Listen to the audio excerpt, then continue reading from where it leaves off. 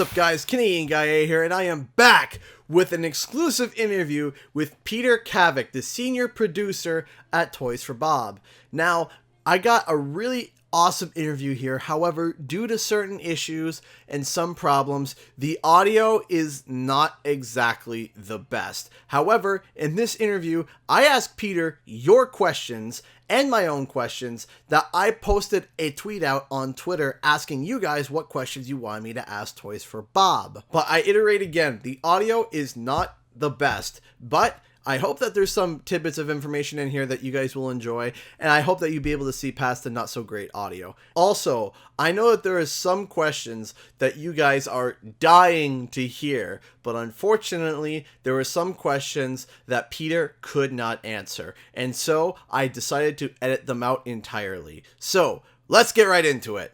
What's up, guys? Canadian Guy here, and I am back with an interview of one of the producers, the senior producer of Toys for Bob on the Spyro Reignited trilogy, Peter Kavic. Peter, awesome to have you, man. Thank you so much. So, I have a bunch of questions to ask you from myself and fans, because fans have been firing me questions all the time that I can't answer. Hi, fans. So, yeah. How many iterations of Spyro did you go through before you settled with the final version? Oh, wow. That's a good one. I don't know that they were like iterations. It was a rolling process. And so our team here, the art directors, Josh and Amber, really went over a number of ideas to get the feel right. And so I don't remember them having a number set to them. It was just over time, and then we'd make little tweaks here and there. So at some point it would be like getting some of the breastplate alignment correct, or changing how some of the nails were happening, or the orientation of like a thumb joint on his arm. But it was over time, so that was throughout maybe the first 25% of the development process. When you were developing, and I noticed the big thing that was not necessarily different, or yes, I guess different from the original, is the chest breastplate becoming slanted from the straight lines. What made you decide to go for the more slanted route than the more circular route? It was to make the youthful feel to him. Okay. And so there are elements where you have to translate from what the original was from PS1 and try and find what is the spirit of it. And Josh did a really good job of spearheading that vision. When you were developing, did you ever think that you were going to use the Skylander Spyro design, or was it right from the get-go you knew you got to scrap that design for this? No, dude, that's a great question. It was pretty easy for us to get to this decision that we wanted to make sure we were faithful and paying the right kind of tribute to the legacy that is Spyro. Right. You know? And he's gone through his life. Really, there's been a number of iterations, and each brings a different element to him. But when we were approaching the original trilogy for the Reignited trilogy, we want to make sure that there's the voice of the original, the way that people remember it. There's like that fond feeling about the memory of it. That has to be captured. It was really important to be true to that above everything else. Right. What was your initial reaction to the fact that you were going to remaster the original? When you found out, when it was greenlit, as in Toys for Bob is doing the Spyro original trilogy, what was your reaction?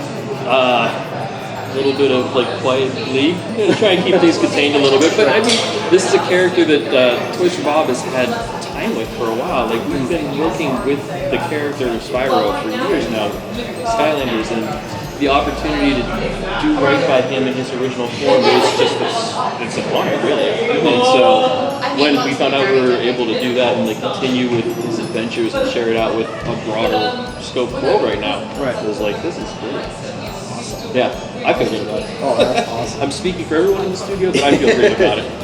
From what we've seen from game to game, the gem HUD seems to be changing to different colors. Sometimes we see green, sometimes we see blue, sometimes we see red. Why does the gem HUD keep altering every time we see some gameplay? They wanted to have the entire UI theme. Okay. And so there's like differentiation between the titles, but it still has to have a form that relates to all the other games, because the Reignited trilogy is its own package together. And so that's even reflected in things like where we have the mini-maps across the games. And so it was an opportunity to still have some degree of uniqueness and some degree of familiarity across the board. Okay. So Is it different from each game? Like from game 1, game 2, game 3, is it different colored HUD? There's a palette and setup for each of the games. Okay. So you'll quickly identify it when you get in there. Okay, perfect. There were bugs and exploits that could be used in the original games. Have those been carried over, or were those fixed overall? You really want me to ruin surprises for you? Oh, okay.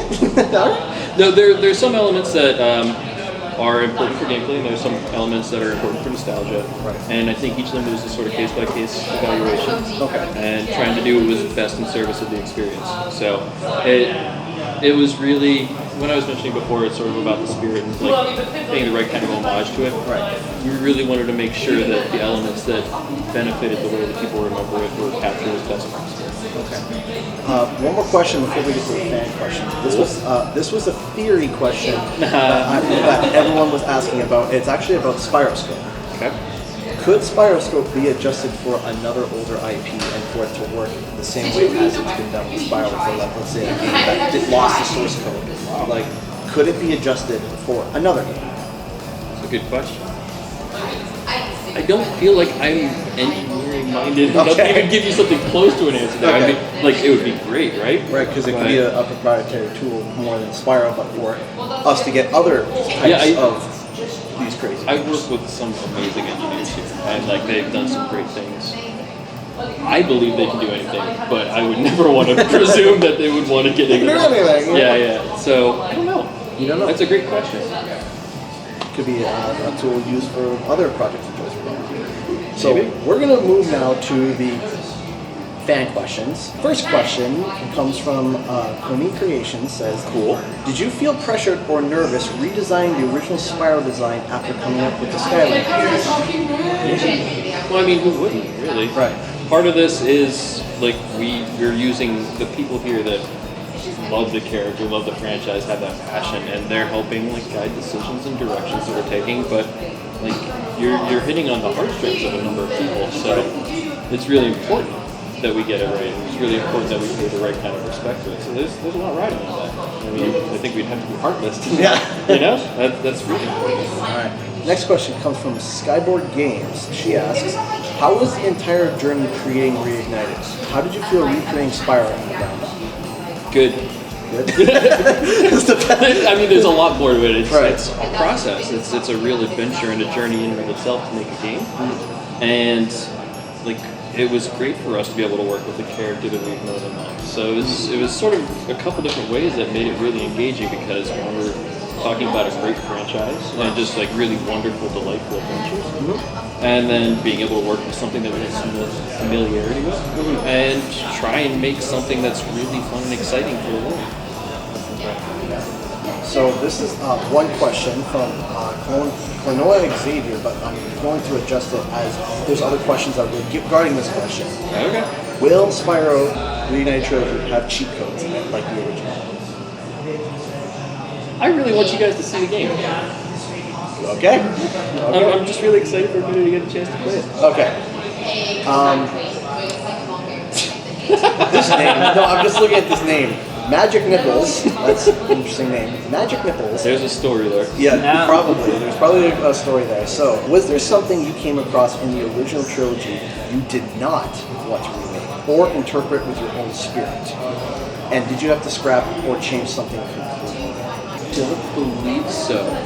Like, I'm going through in my head like all the characters here and thinking about what we did, and there's sort of a story for each, and part of our process was we wanted to make sure that there was a lived-in and a history sort of feel for each of the characters and worlds. Right. And so, taking one out, like I'm trying to think of any reason we would, and like as we're going through, I'm playing the last couple or whatever, but there was a story for every character. We did a concept for every character in every world, and trying to be as true as possible to it. So, no.